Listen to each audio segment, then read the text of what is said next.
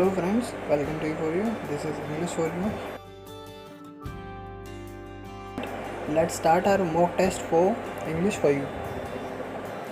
We have included some synonyms which are frequently asked in the examination from the previous year papers.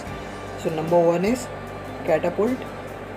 Means होता है फेंक देना किसी चीज़ को, गुलेल से किसी चीज़ को फेंकने के टर्म्स में हम कैटापुल्ट यूज़ करते हैं.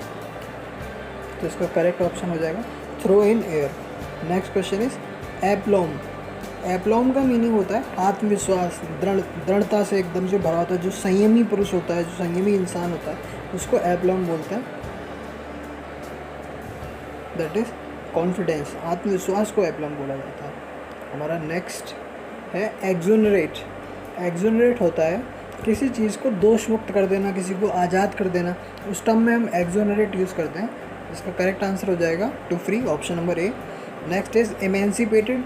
इमेंसिपेटेड बोलते हैं किसी दुबले पतले को, इंसान को, उसको इमेंसिपेट बोलते हैं.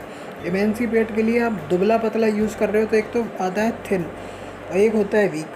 तो यहाँ थिन तो होता है किसी पतले इंसान को, लेकिन जो दुबला होता है उसके अंदर कुछ विकार हैं, कमज़ोर है, वो कमज़ोरी अगर किसी के अंदर है, वहाँ हम इमेंसिपेटेड यूज़ करेंगे. तो हमारा करेक्ट ऑप्शन जो होगा वो दुबला का, वो जो करेक्ट ऑप्शन होगा वो बी के साथ चला जाएगा, ना कि डी.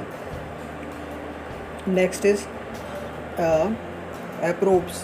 एप्रोब्स का मीनिंग होता है किसी विषय पर बात करना, या फिर प्रसंगोचित. आपने एक वर्ड सुना होगा, किसी प्रसंगोचित होता है, किसी प्रसंग के अनुचित अगर कुछ बोल रहे हो, टू द पॉइंट अगर बात कर रहे हो तो होता है एप्रोब्स. आपने कोई बात एप्रोब्स बोली है, टू द पॉइंट आपने बोली है. Next is लैक्रीमोज. लैक्रीमोज का मीनिंग होता है शोकपूर्ण. शोकपूर्ण कुछ होता है, उसको लैक्रीमोज बोलते हैं. That is pathetic. पथेटिक का मीनिंग दयनीय होता है, दयनीय, शोकपूर्ण. तो सिमिलर वर्ड्स को हम यहाँ पे टिक करेंगे. Next is क्लेप्टोमेनियक. क्लेप्टोमेनियक वो इंसान होता है जिसके अंदर चोरी की सनक होती है, कुछ चुराने का कुछ उसमें हैबिट होती है, तो उसको बोलते हैं. स्टीलिंग हैबिट किसी के अंदर होती है, उसको बोलते हैं क्लेप्टोमेनियक. अच्छा, स्लीपिंग हैबिट जिसके अंदर होती है उसको बोला जाता है सोमनेबुलिस्ट, सोमनेबुलिज्म. अगर किसी के अंदर स्लीपिंग हैबिट होती है, स्लीपिंग हैबिट नहीं, नींद में चलने की अगर किसी के अंदर कहो आप, कि किसी को नींद में चलने की बीमारी हो, तो उसको सोमनेबुलिज्म आप कह सकते हैं. आप रेस्प्लेंडेंट. रेस्प्लेंडेंट का मतलब होता है आपका प्रतापी, दमकता हुआ, कुछ एकदम से ब्रिलियंट, किसी को एक्सीलेंट कोई पर्सन है तो उसको आप रेस्प्लेंडेंट बोलेंगे. That is option number A. Next हमारा है रेस्टिट्यूशन. रेस्टिट्यूशन का मतलब होता है किसी चीज़ की क्षतिपूर्ति करना, कंपनसेशन किसी चीज़ का करना, तो वो हो जाता है रेस्टिट्यूशन. एक होता है रेटिन्यू. रेटिन्यू का मतलब होता है एकदम रईसी, खानदानी, एकदम नौकर चाकर, ठाट बाट, तो वो आपका रेटिन्यू में आ जाता है. तो रेटिन्यू का यहाँ पे जो हमारा मोस्ट सिमिलर वर्ड होगा वो आर्मी से. Child secretly changed for another in infancy. Infancy के दौरान कोई चाइल्ड सीक्रेटली चेंज हो जाता है तो उसको बोलते हैं चेंजलिंग. इसका करेक्ट ऑप्शन जो हो जाएगा, जो वन वर्ड जो इसका हो जाएगा, जो हो जाएगा changeling. The branch of medical science which deals with the problems of old.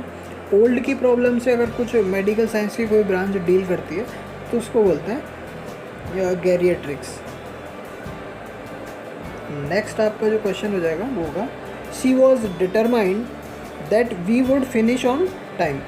इसमें हमें इम्प्रूवमेंट बताना है, तो इसमें कोई इम्प्रूवमेंट की ज़रूरत नहीं है, ये सही है. फिनिश ऑन टाइम अपने आप में सही फ्रेज है. Next question. Two small boys and a dog comprised of the street entertainers only audience. तो इसमें हमें बताना था आपका कंप्राइज्ड ऑफ द स्ट्रीट की जगह आपका क्या यहाँ पे इम्प्रूवमेंट होना है.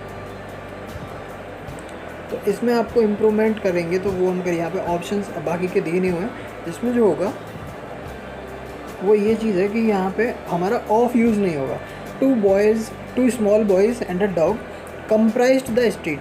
यहाँ पे सीखने वाली बात है वो ये है कि कंप्राइज्ड के साथ प्रीपोजिशन फॉलो नहीं करता. कंप्राइज्ड बेयर आता है, इसके साथ कोई भी प्रीपोजिशन का यूज़ हम नहीं करते हैं. तो ऑप्शन नहीं, आप इतना देख लीजिए कि यहाँ पे कंप्राइज्ड के साथ हम ऑफ का यूज़ नहीं करेंगे. आपका करेक्ट हो जाएगा comprise the street entertainers only audience. Next question is to burn the candle at both ends. ये आपका ईडियम है. इसमें आपको बताना है कि to burn the candle at both ends का मीनिंग क्या होगा। तो इसका मतलब हो जाएगा किसी चीज़ की कि फिजूल खर्ची करना है। किसी आप कैंडल को दोनों तरफ से जलाओगे तो क्या होगा, वो जल्दी खर्च हो जाएगी। तो एक्स्ट्रा के वेकेंट वही इंसान होता है जो फिजूल खर्ची करता है। तो इसका correct option number C. To bring to light, किसी चीज़ को उजाले में लाना, उजागर करना, तो मतलब खुलासा कर देना। तो इसका option number A to reveal. और यहाँ कंसील का मीनिंग होता है किसी चीज़ को छुपाना। ल्यूमिनियंस का मतलब होता है, ल्यूमिनेंट के तो किसी चीज़ को जलाने को बोलते हैं, किसी प्रकाश कर देना एकदम होता है। टू प्रोवाइड ल्यूमिनिसेंस मतलब किसी को रोशनी प्रदान करना। तो यहाँ वो रोशनी नहीं देनी है हमें, हमें क्या करना है, खुलासा करना। तो यहाँ पे हमारा option number A is the correct answer. Next, so hoarse he was that he couldn't make the speech. ये आपको एरर बताना है। इसमें आपका पार्ट ए है सी हॉर्स ही वॉज, और पार्ट बी है that he couldn't make, part C है the speech, and D is no error.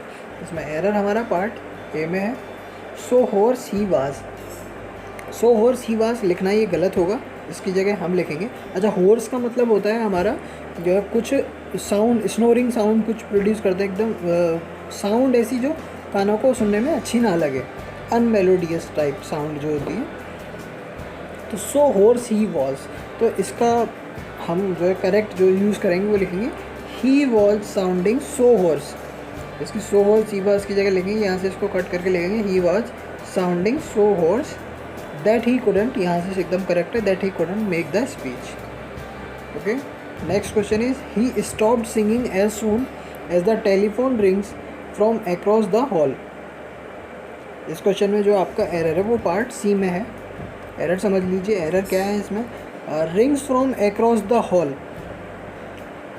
तो यहाँ जो रिंग्स दे रखा है, सेंटेंस आगे पास्ट में दे रखा है, आगे प्रेजेंट में नहीं, तो ये पास्ट फॉलो करेगा। तो यहाँ रिंग्स ना होके हमारा इसमें आएगा wrong, RANG। Next question is scientific medicine had at first to combat superstitions similar to those, ये भी एरर का क्वेश्चन है, similar to those that inspired belief in the witchcraft। तो इसका जो आपका एरर है वो पार्ट सी में आपका एरर है।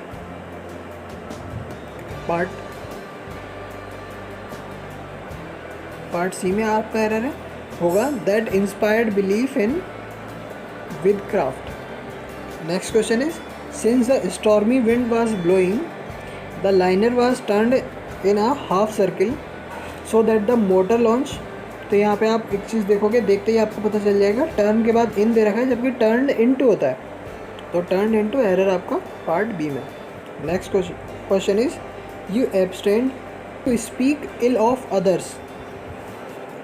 तो टू स्पीक नहीं होता, ये होता है फ्रॉम स्पीकिंग।